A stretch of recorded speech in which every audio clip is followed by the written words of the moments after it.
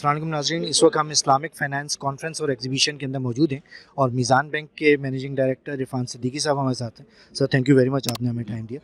سر آج کی کانفرنس کا کیا موٹیو ہے؟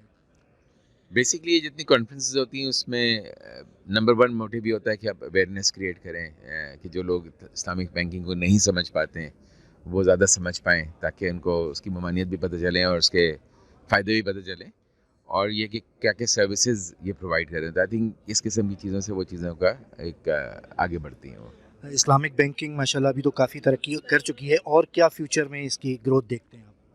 فیوچر میں گروتھ جیسا ڈی جی صاحب نے آپ کو بتائی ہیں سیمینار کے دوران کہ اسٹیٹ بینک کا ہدف ہے کہ ابھی 18% ہے، تو اس کو یہ لے آنا چاہ رہے ہیں 30% with in the next 5 years.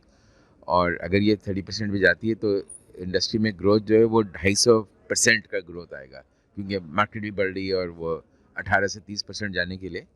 تو آئی تھنک اگر یہ ان شاء اللہ تعالیٰ ہوتا ہے اور کوئی وجہ نہیں کہ نہ ہو، تو یہ پروبیبلی فاسٹسٹ گروئنگ انڈسٹری ہوگی ان فائنینشیل سیکٹر.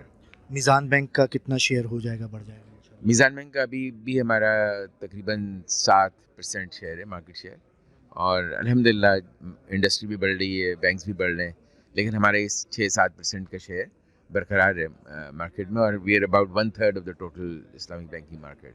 تو ان شاء اللہ جیسے انڈسٹری بڑھے گی تو ان شاء اللہ میزان بینک بھی should grow with that as well. Thank you very much sir.